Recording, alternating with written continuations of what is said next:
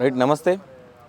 రాష్ట్ర ప్రభుత్వం నోటిఫికేషన్ల కోసం నిరుద్యోగులు కొట్లాడుతుంటే ఏజ్ రిలాక్సేషన్ కొంత కుదించి నోటిఫికేషన్లు విడుదల చేసే ప్రయత్నం చేస్తూ ఉన్నది.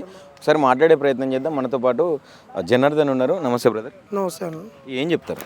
ఒక పక్క మీరేమో నోటిఫికేషన్లు అంటున్నారు, ప్రభుత్వం ఏమో వయోపరిమితిని తగ్గించి దాదాపుగా 12 సంవత్సరాలు కుదించినటువంటి పరిస్థితి కనిపిస్తూ ఉన్నది. ఎట్లా చూడొచ్చు దీని అంతా? ఇలా 3 అంశాలు మాట్లాడాలన్న. ఒకటి ఏంటంటే వయోపరిమితి అనగానే నోటిఫికేషన్ వద్దంటారు అనేటటువంటిది ఒక గందరగోళం సృష్టించేది. దాని గురించి క్లారిటీ ఇవ్వాలి. ఒకటి, వయోపరిమితి ఎందుకు పెంచాలనేటటువంటిది ఒకటి. మూడో అంశం ఏంటంటే, ఎప్పుడైనా నిరుద్యోగుల ఉద్యమము లేస్తున్నప్పుడు ఆ ఉద్యమాన్ని చల్లార్చడానికి ప్రభుత్వం ఏ విధంగా కుయోక్తులు పంతుంది, దాంట్లో నిరుద్యోగులు ఏ విధంగా బలవుతారు అనేటటువంటి చూడాలి. ఇంకా 4వ అంశానికి వచ్చేసరికి పోస్టుల గురించి. ఈ 4 అంశాలు. ఒకటి, ఫస్ట్ అంశంలోనే ఫస్ట్ది కలిపి చెప్తున్నాం.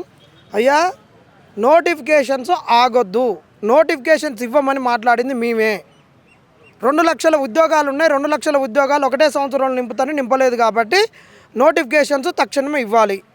ఇంకొకటి, ఆ నోటిఫికేషన్స్ ఇచ్చేటప్పుడు ఎట్లుండాలి అంటే, గ్రూప్ 1లో కనీసం 1500 పోస్టులు ఉండాలి. గ్రూప్ 3లో, గ్రూప్ 2లో 2000 వరకు ఉండాల్సిందే. గ్రూప్ 2లో, గ్రూప్ 3లో 3000 ఉండాలి. గ్రూప్ 1లో 1500 వరకు ఉండాలని ఎందుకు చెప్తున్నాం అంటే, ఈరోజు ఎక్కడ చూసినా కానీ రిటైర్డ్ ఎంప్లాయీస్ తోటి 74 ఏళ్ళతోటి వీళ్ళు చేస్తున్నారు. ఆ పోస్టులు ఉన్నాయి. ప్లస్ ఆ రోజు బిస్వాల్ కమిటీ అప్పుడే వీళ్ళే చెప్పారు, గ్రూప్ 1లో చాలా ఉన్నాయి, మేము వస్తే 1100 ఉద్యోగాలకు గ్రూప్ 1కు మేము నోటిఫికేషన్ ఇస్తామని. అయితే 60 పెంచిర్రు. అక్కడ వేకెన్సీస్ ఉన్నాయి కాబట్టి గ్రూప్ 1లో పెంచాల్సిందే. గ్రూప్ 2లో అప్పుడు వీళ్ళే చెప్పారు 2000 మేము పెంచుతామని. మరి ఆ 2000 పెంచకుండా అదే ఉంచారు కాబట్టి ఆ 2000 అడుగుతున్నాం. గ్రూప్ 3లో 3000 ఇస్తా ఉన్నారు, అయ్యే అడుగుతున్నాం మేము. ఇలా 70,000 ఉద్యోగాలలో ఈ గ్రూప్ నువ్వు ఇచ్చినటువంటి ఉద్యోగాలు అనుకుందాం, బీఆర్ఎస్ అని కావు, నీ ఇచ్చిన దాంట్లోనైతే పెంచలే కాబట్టి ఉన్నట్టు పెంచండి. అది నోటిఫికేషన్ల ఆపుదల గురించి ఎవడు అడ్డుకోవట్లేదు. ఉదయం పూట జీవో ఇవ్వండి, ఏజ్ రిలాక్సేషన్, సాయంత్రం నోటిఫికేషన్లు ఇవ్వండి. ప్రతి నోటిఫికేషన్ గ్యాప్ ఉండాలి, ఇది ఖచ్చితంగా. ఇంకొకటి, ఈ ఉద్యమంలో వీళ్ళు చేస్తున్నటువంటిది, ప్రభుత్వం చేస్తున్నటువంటిది, వయోపరిమితిని వీళ్ళు ఎందుకు దాస్తున్నారు, మేము అడగాల్సింది అది మా హక్కు అని ఎందుకు చెప్తున్నామంటే, తెలంగాణ ఉద్యమంలోనే ఆ రోజు గ్రూప్ 1 గురించి వద్దు అని పేపర్లు చింపేసిపోయిన చరిత్ర ఉంది. ఏ నోటిఫికేషన్లు కూడా వద్దన్నారు. అలా కిరణ్ కుమార్ రెడ్డి జాబ్ క్యాలెండర్ ఇస్తే, అదే కదా మా ప్రభుత్వం గతంలో ఇచ్చింది అని ఆ కిరణ్ కుమార్ రెడ్డి దగ్గర మీరు చాక్ చూపించుకొని జాబ్ క్యాలెండర్ ఇచ్చింది, అది నింపలే. ప్లస్ వేరే రాష్ట్రాలలోనే ఈరోజు ఇగో చూడండి ఎంత ఏజ్ ఎంత ఉన్నాయో, ఇది కూడా మీకు పంపిస్తాం.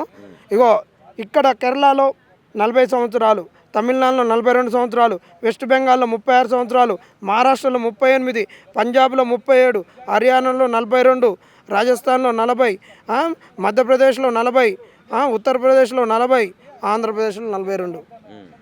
ఇది ఏంది? మాకు ఎందుకు పెంచరు? ఇవాళ నిన్న మొన్న ఏదో పేపర్ స్టేట్మెంట్ కూడా ఇచ్చిండ్రు, మీరు మాట్లాడిన తర్వాత మేము పెంచుతున్నాము త్వరలో అని చెప్పి స్టేట్మెంట్ చూసినాం ఈనాడులోనో సంథింగ్ ఎల్లోనో ఒక పేపర్లో. మరి మళ్ళీ ఎందుకు కొట్లాడుతున్నారు మీరు?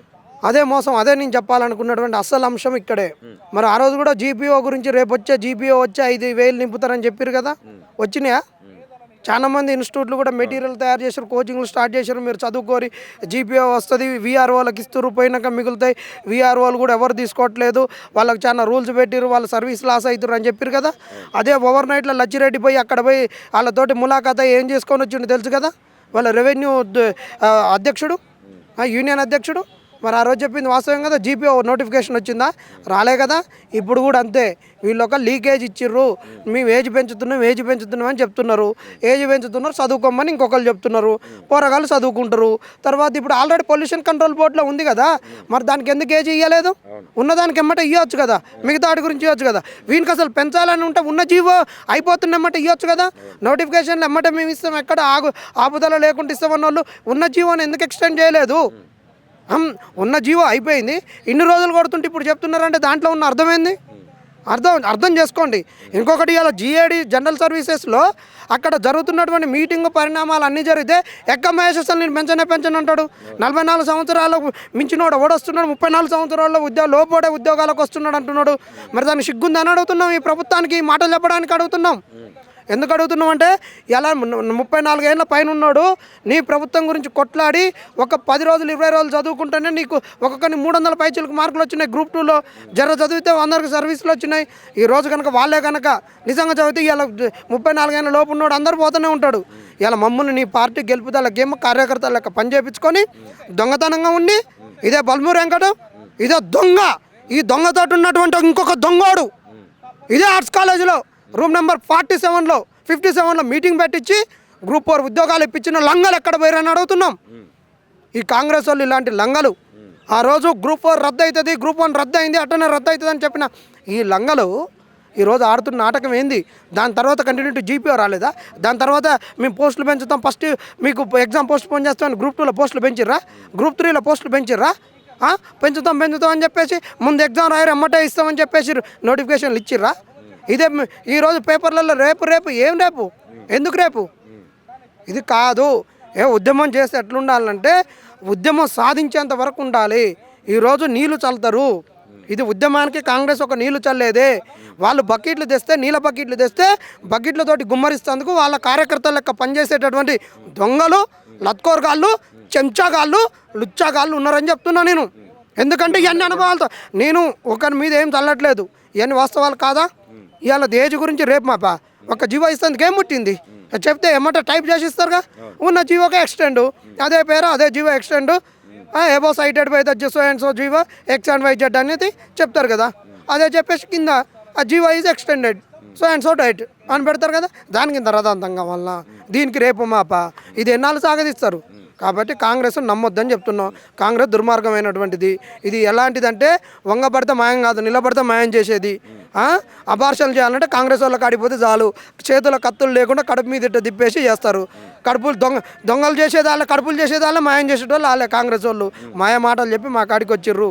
కాంగ్రెస్ వాళ్ళు కనుక ఇది పెంచలేదనుకో, వయసు పెంచలేదనుకో, అరణ్యవాసంలోకి పంపించడం తథ్యం.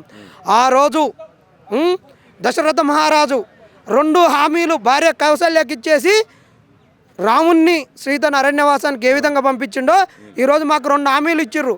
జాబ్ క్యాలెండర్ ఇస్తామని చెప్పిర్రు, 2 లక్షల ఉద్యోగాలు 2 సంవత్సరాలలో అని చెప్పిర్రు. ఈ 2 హామీలు నెరవేరలే కాదు కాబట్టి కాంగ్రెస్ను అరణ్యవాసంలోకి పంపించడం ఖాయం. ఒక్క అరణ్యవాసం కాదు, 2 అరణ్యవాసాలు చేపిస్తాం. 2 అరణ్యవాసాలు చేపిస్తే ఒక జనరేషన్ కంప్లీట్ అయిపోతుంది. ఒక జనరేషన్ కంప్లీట్ అయిపోతే కాంగ్రెస్ కనుమరుగైపోతుంది. ఒకప్పుడు కాంగ్రెస్ ఉండాలనేది ఉంటుంది. ముక్త భారత్ కాంగ్రెస్లో భాగంగా తెలంగాణలో ముక్త కాంగ్రెస్ని చేస్తామని చెప్తున్నాం. ఇక రారి ఒకళ్ళు ఈయనవాడు ఆయనవాడు ముక్త కాంగ్రెస్ని చేస్తాం, ఇక దీన్ని పట్టుకుంటారు కోడిగుడ్డు మీద గెలిపిస్తేందుకు ఈయనవాడు ఆయనవాడు అని వచ్చి మాట్లాడతాడు. మీరు మాట్లాడేటోడు ఎవడున్నాడు కాంగ్రెస్ని గెలిపించడానికి? మేము కదా భుజాల మీద వేసుకుంది. ఇలా మమ్మల్ని గోస పెట్టకుండా మీ గురించి మేము ఎందుకు మాట్లాడతాం? మాకు ఇస్తాను హామీలు నెరవేర్స్తే అయిపోతుంది కదా. గొంతమ్మ కోరికలు కాదుగా, ఉన్న ఖాళీలు ఉండే అన్నీ ఉండే, ఎందుకు నింపట్టాను? నింపన్నప్పుడు మా బాధతోటి మేమే తీసుకొని పోతాం. మీకు దమ్ముంటే రారు నీ కాంగ్రెస్ని అధికారంలోకి తెచ్చుకొని, మా దమ్ము ఉందని చెప్తున్నాం. నీ కాంగ్రెస్ నడగొట్టే దమ్ము మా కాడుందని చెప్తున్నాం. తమిళనాడులో చూసిరు కదా, ఒక్క పైసా తీసుకోకుండా ఈరోజు మేము తీసుకున్నటువంటి ఒక విధానాలే అక్కడ విజయ్ అమలు చేసిండు. ఆ రోజు మేము అడిగినాం కదా ముసలోళ్ళ దగ్గర పోయి, అమ్మా మీరు ఓటు కాంగ్రెస్కు వేయిరి అని చెప్పినాం. ఆ రోజు చిన్నపిల్లలను కూడా అడిగినాం కదా, అరే మాకు ఉద్యోగాలు రావాలంటే, మీ అన్నలకు ఉద్యోగాలు రావాలంటే, మీ అక్కలకు ఉద్యోగాలు రావాలంటే మా తమ్ముళ్ళు ఇంట్లో అమ్మల్ని అడిగిరి కాంగ్రెస్ కోటేమని మేము అడిగినాం కదా. ఇలా విజయ్ అదే చెప్పింది కదా ఓట్లలో. మీరు చిన్నపిల్లలు వాటి చాక్లెట్ల గురించి, వాటి కిండర్ గార్డెన్ల గురించి, వాటి గురించి ఎట్లా అడుగుతారో అట్లా మారాం చేరి నాకు ఓటు వేయమని అడిగిరుగా. అది మానించపోయింది కదా. మేము ముసలోళ్ళ దగ్గరికి అందరికి పోయి కాళ్ళు పట్టుకొని అడిగినాం కదా. ఆయన వాళ్ళని అడిగిండు కదా. మేమే కుల మతాలకు అతీతంగా నిరుద్యోగులు ఏకమై కాంగ్రెస్ని గెలిపించినాం కదా. విజయ్ ఎక్కడన్నా కులం తీసిండా మతం తీసిండా ఏం తీయలే కదా. ఇవాళ మేము తెలంగాణలో నిరుద్యోగులం ఏ విధంగా అయితే 3 వ్యూహాలను పన్నినాం, అదే వ్యూహాలతోటి విజయ్ వచ్చింది కదా. మళ్ళా పన్నుతాం. నీ చేతిలో వాళ్ళ చెంచాలుంటే వాళ్ళను నిరుద్యోగులు తరిమి కొడతారు. నిరుద్యోగులారా జీవో వచ్చేంత వరకు కాంగ్రెస్ నమ్మొద్దని చెప్తున్నాం.